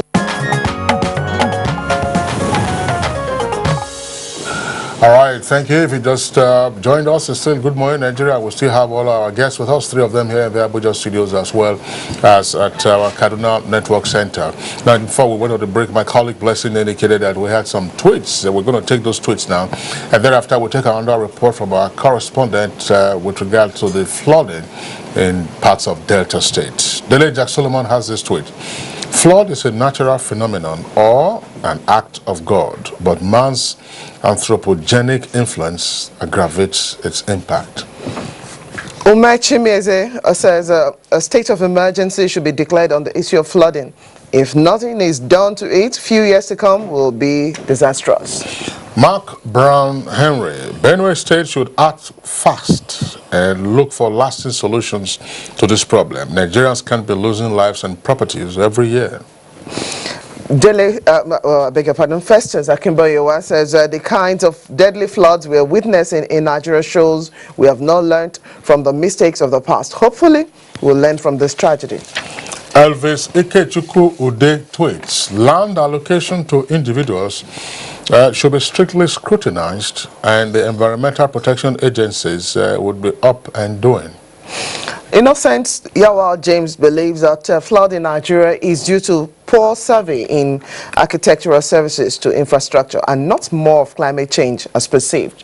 Government negligence. Aminu Modibo tweets, the consequences of floods, both negative and positive, vary greatly depending on the location and extent of flooding. From Sani, Michael Omakoji said, my heart bleeds for my people in Benue State. What a devastating experience and trauma they are facing at the moment. Law Alpha C, flood is a natural disaster, but we are always slow in taking precautionary measures when forewarned from the outset. Donatus Abbo says the land reclamation being pursued by Lagos State may not be helping matters. How can they be dumping concrete on Atlantic Ocean? And Sani Michael Amakoji says the dredging of River Niger and construction of more dams were meant to cushion the effect of flooding, but the projects was abandoned. Suleiman Babagana has disadvised that the public should also partake in flood reduction actions, such as avoiding dumping of refuse in drainages and building on water roads. Miri Selkap tweets, channel the funds for the constituency projects into massive construction of drainage systems to salvage the situation. All right, those are the tweets that we have. In the meantime, let's bring in Dr. Victor Fodeke back into the conversation. Doctor, you've, of course, you listened to the comments with regard to Benue, with regard to what happened in Lagos. And earlier, you were talking about the necessary implication of what needs to be done with regard to infrastructure location, infrastructure options, and Dr. Adanu was also talking about some metering system by which you have it just like the milestones you have as part of the highway furniture. What do we need to do now with regard to flooding? What we need to do right now is to look at the after effects. In Benue, there is the nation's bread basket. There's a lot of implication on food security right now. We should also look at the consequences of this flooding in terms of the effect on the critical infrastructure we have on the economy. The areas that affect the ecology, the economy are very critical and calls for a national contingency plan. As one actually mentioned that a disaster, that is emergency should be declared in all these areas and necessary action being taken to secure lives and the infrastructures. As we have been actually advising that every year this happens and we need to learn from our lessons. Are there lessons that we have learned from this? From what we have heard from the tweets and the comments of everybody, there are activities and responsibilities, roles and responsibilities, but critically are the people who are the receiving end of this flood. The activity of the NTA and the media and all the rest are very critical in alerting the citizens as to the onset of this flooding, so as to deploy, as I have mentioned earlier, that is first responders, coordinated by NEMA, who go out with the support of the military with infrastructures of saving lives like helicopters, and even the inland waterways with the boats. To secure and to save life is the #1 priority. Infrastructure, economic infrastructure are also critical, because our facilities to deliver the oil we have are so critical. All right. So these are important points that we need to bear in mind as to develop what is called, I will call it, climate proofing our development. Okay, Dr. Fodike, gentlemen, our correspondent Kelvin Odochi has a situation report from Delta State. Let's see how much of activities have infuriated the floods right there in the Delta State. Flooding and its attendant consequences of erosion, destruction of lives and property in Delta states, and especially in the capital city of Asaba, is as old as the state. The challenge has worsened due to high rates of human activities, which include building on waterways, which hinders free flow of water. Recently, residents were sacked from their homes and businesses lost to flooding. The face don't fall. You won't check the face, water don't cover everything. You won't pack your load, may wrong come as the water won't cover your picking. I carry a picking. We've lost close to more than 20 million naira to this flood, because we have different clusters. In each cluster we have over 4,000 fishes to each individual. First thing first, we need drains on this road. I know the government is doing the other road, Madonna College Road. This road is supposed to be a spur to the major road so that the drains can flow through, water can flow through. Because the drains have not been done, you can see that we are suffering. Look at this house here. The water sacked the person from his own house. We woke up to come and see floods everywhere. This road was covered by water. We couldn't access the other part of Sapele just because the road was fully covered, the bridge here was submerged in water, and almost every part of this place is not accessible. We cannot access anywhere because there is flood everywhere. Excavation of sand and other solid minerals for commercial purposes have further aggravated the situation. Efforts by successive governments to tackle the problem have left much to be desired. The destruction left in the trail of the 2012 flood and predictions by Nigerian Meteorological Agency of massive flooding of the states this year, coupled with the unpalatable experiences of residents, have heightened the calls for a permanent solution. Some experts say it's high time governments engage the services of reputable construction firms to provide the much-needed adequate drainage systems. If the politicians can sit down and plan strategically to win elections, I am sure those in governance should equally sit down to strategically plan and execute projects that will help to reduce the pain of the man in the street. All right, that's our correspondent, Calvin there, giving us a situation report with regard to the flooding in parts of parts of Delta State, especially from the Asaba Capital Territory. Let's get the final comments of our guests here with us in the studios. Dr. Fodike talked about this. Malam Mustafa Mehaj, that's the DG of NEMA, also talked about it. Dr. John Osonwa, taking a look at the rescue measures that we have seen, the videos of which we have seen on television with regard to Hurricane Harvey, and the deployment of multiple layers of personnel. What kind of lessons can we learn from all of this? So far, 53 persons have been confirmed dead, but unlike what happened in Katrina 12 years earlier. For us in Nigeria, what lessons can we learn? Personnel, equipment, and even funding. Yes, I think we need to look at it based on the 3 tiers. When you're looking at the federal government, right now there is a lacuna, there is a gap. You have NIMET, which does a brilliant job of forecasting what will happen. Then you have NEMA, which also does its wonderful job to offer emergency services.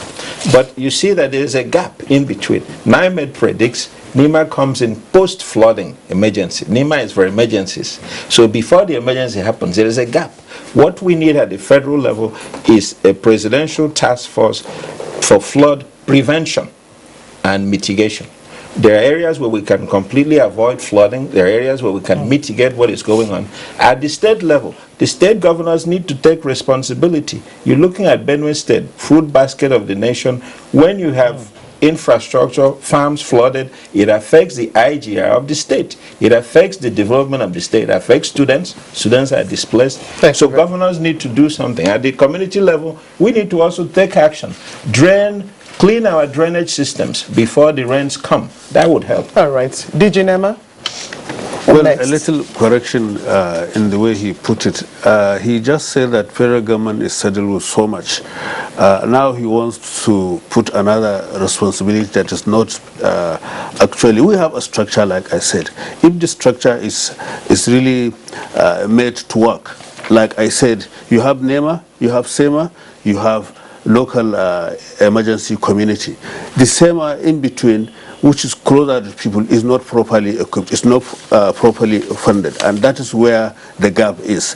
That is that. And as for NEMA, we provide reliefs. Reliefs is aftermath of disaster.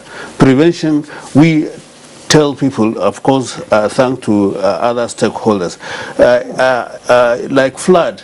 You know, in the design of the structure, we have incident commanders. Depending on the type of disaster, we, for example, any building collapse, fire, even flood, fire service should be the lead agency to organize all the savings and other things.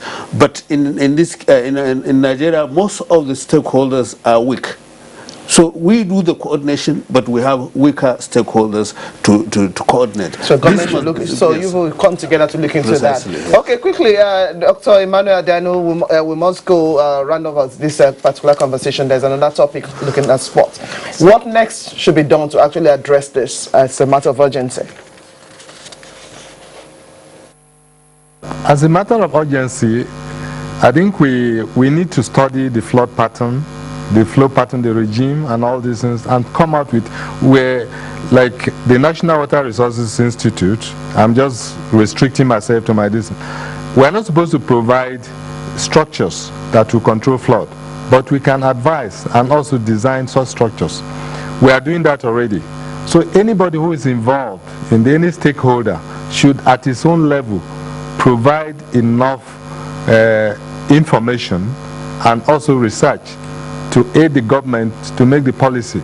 The NIPS, the Institute of Policy and Strategic Studies, had a conference recently of think tanks, and they want it on the security, water security in Nigeria. Incidentally, flood was included.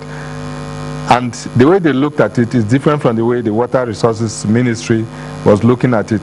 They are looking at it in terms of the broad military insight. Army Corps of Engineers were there, SSS, Navy, and all this. All of us must come together and look at a way of tackling this situation at various levels, whether I have enough funds or not. The little money given to you, use it at least positively so that we have a comprehensive design and also management of the flood. Flood is very important. The waters we get from flood are very, very important for the national development. All right, thank you very much, Dr. Emmanuel Denoda. Reactions, we'll quickly run through them. We must end this conversation right now. Abuchi Ikegwano says the flood is part of us. If we block its way, it will chase us out.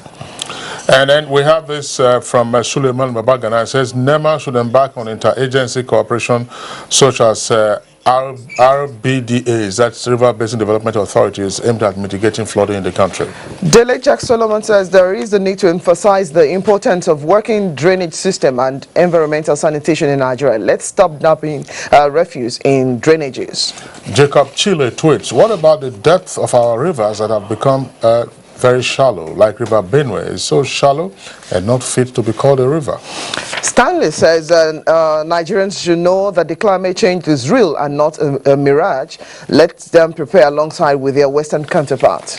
And we have this from David Jesse. It says, God's covenant to Noah, never again will there be flood to destroy the earth. But men vowed to destroy the world with their own hands. Sonny Michael Omako just said, where are you? Let us all come out, plus government to rescue our Benue. They are traumatized. And then we have this one from Abuchi Ikegwano. Abuchi Ikegwano, NEMA and SEMA should learn from the Houston flood rescue teams who have on ground all equipment, who had on ground all equipment before the floods swept in. Rumor says it's saddened when I hear the government or experts say people should move from their homes to where? Solutions should be provided, not blames. All right, now those are the tweets that we can take. In the meantime, second set of tweets, we'd like to appreciate all our guests. Dr. Emmanuel Adano, Executive Director of the National Water Resources Institute. Zaria, thanks for being with us. Always a delight having you on Good Morning Nigeria. And then also here with us in the Abuja studios, the Director General of NEMA, that's Malam Mustafa Mehaja. Malam Mustafa, thank you for being on our program this morning. Appreciation also to Dr. Victor Fodeke, of course, an environment and climate change expert.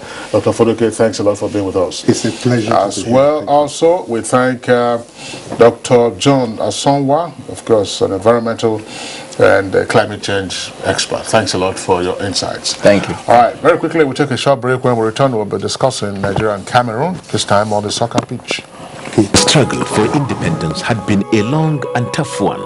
Our founding fathers and compatriots sacrificed their comfort and even shed their blood. We cannot at this point in history afford to spirit away their sacrifices for immediate but temporary gains of today. Let us emphasize what unites and not what divides us. Working for the unity of purpose with a stronger vision for a better tomorrow. NTA, growing with the nation. Together, no matter where you come from, no matter your religion, we are one. Let's live together. Let's stop fighting each other. Let us live as one. It doesn't matter where you come from, your tribe or religion, man, woman or child. It doesn't matter who you are. Put Nigeria first. No matter where you come from, no matter your religion, we are one. Let's live together.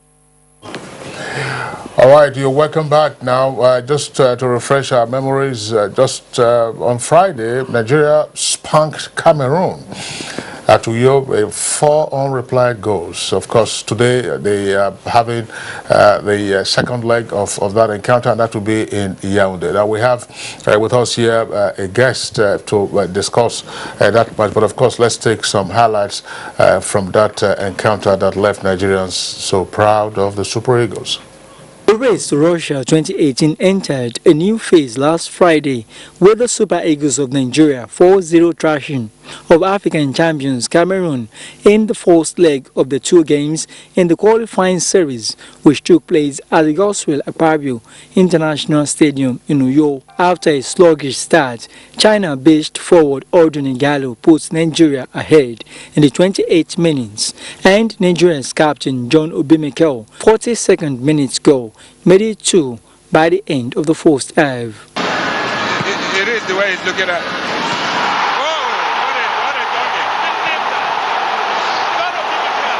11 11th minute into the second half, Victor Moses combined with winger Moses Simon to slot home from inside the box just as Kelechi Iheanacho scored the fourth goal when he nodded the cross from Ogeyo Nazi's assist.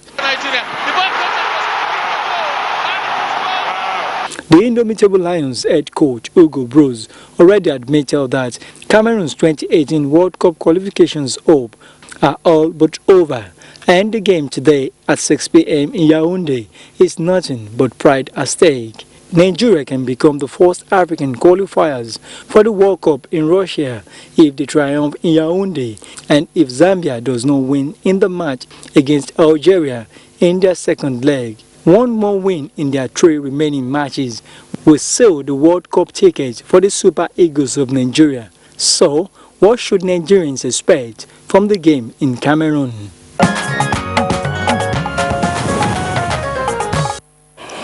I'm sure that question is obvious. We should expect more and definitely do well. Well, we're being joined right now by a sports journalist, Sule Nekojo, and they would like to appreciate your time with us this morning. Good morning. Welcome to Good Morning Nigeria. That's my pleasure. Now, Nigeria defeated Cameroon Friday. Great euphoria for every one of us, but what more can we attribute to the sterling performance? Everyone is saying something different. What exactly took place? Well, there's motivation in the camp, and like never before. You know, we missed out in the Nations Cup the last time out, and everybody's beginning to ask the question, these generations of Super Eagles, what is happening? And I think they are taking the charge and they're feeling the heat. So they are turning in style. The group games came up. It was, classified as a group of death, and rightly so, because everybody there, every country in our group is a past winner of the Nations Cup. So it put the pressure from the very beginning, and we are just turning in style. That's the way we react. Where we are put under pressure, we come out with our best. I was just wondering, Sule, what are we saying in terms of the team? Because you had seen the Super Eagles play sometimes, virtually like a ragtag team. But what stuff was on display on Friday, and is this sustainable? Very sustainable. You recall that the last time we played on that same turf in Uyo, we lost to South Africa. And everybody were asking questions like, what really went wrong? It was easy for us to now start pointing fingers at the absence of Victor Moses and of course John Mikel with the captain of the side. Then the two of them were available on Friday, and we saw the difference. I mean, creating goals, scoring those goals. The two of them accounted for 2 of the goals, and assists, from Mikel himself, from Moses, And Mikel was like a general at the center of that pitch, and his experience over time too, has come to bear. If you ask me, he had a fantastic game, and they just couldn't touch him. They believe so much in their physical threat. They came with that. We were prepared for that, but we didn't let that to overall us. So sustaining this, like Kingsley asked already, this is one tempo everyone wants to see. It's already as if there was this defeatist spirits in the past. Now, going to Yaoundé today, or playing in Yaoundé today, is certainly going to give us another perception. What should we do to sustain this tempo? Well, the tempo is high. I mean, and then thank God that there are no serious injury concerns. If you weigh the 2 emotions, we are on the high. No doubt about that. 3 games in the group, and 9 points in the kitty. We're sitting at the top. The closest to us is Zambia with 4 points, and they are still going to visit us here. And we used to turn up, when the chips are down, especially when we feel that we can come out of this group. But this is a very tight group, and we knew from the start, and we are really very serious. Like I said, no injury concerns, and why not? Though the last time we turned up in Yaoundé in a World Cup qualifier, that was qualifying for 1990 World Cup. We lost 1-0, and that denied us ticket to go to Italy. But this time, it cannot happen again. I think that it would be pretty sweet if the Super Eagles were to return the clock back 27 years after what happened in the qualifiers for the 1990 World Cup. If you recall, they had some politics in the camp then. Very well. You had Westerhoff, of course, who was just beginning to manage the team. Just coming in. And then he dropped Peter Rufai. Yes, Peter Rufai was our #1 goalkeeper, and once they landed and they didn't see Peter Rufai, then of course the Cameroonians said, okay, we're going to deal with the Nigerians. So let's see what happens today. But still, 9 points from 3 matches, and then we're on our tail. We have Zambia. Yes. Is this still a group of death, or we are virtually home and dry? It's for us to throw it away, and we are not going to do that, because if we win today and Algeria beats Zambia away, because they are going to Algiers, and it's likely that Algiers will win. If we win in Yaoundé and Algiers beats Zambia, we are good to go. We'll be the first qualifiers for Russia 2018. All right, Sule Nkojo, sports analyst, thank you for being with us. Let's wish our Super Eagles the very best in today's outing in Yaoundé. Now, that's much we can take in our discussion segment. Let's go over to the weather center and check out the weather forecast for the rest of today. To have you join us on the weather segment. From the Nigerian Meteorological Agency, I am Misa Helen Bui. Increased cloudiness is expected over the western half of the country, though there are possibilities of localized thunderstorms with rains affecting the north, the eastern half of the central cities, extending towards Obudu, Ikom, Ogoja, Calabar, and Port Harcourt axis in the morning. As the day progresses, we'll expect more weather activities to affect most parts of the north, some places around the central cities and the southern states. For the maximum temperatures across some selected cities, do stand by.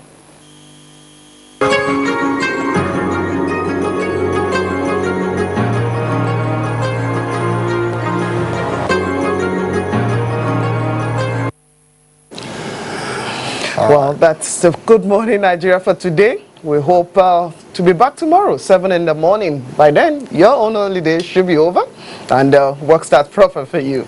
Kingsley? Absolutely. I'm Kingsley Osadolo, and my colleague, Lyson, of course, has also been with me in the course of the program. Enjoy the rest of your holiday today. Tomorrow's work, by the way.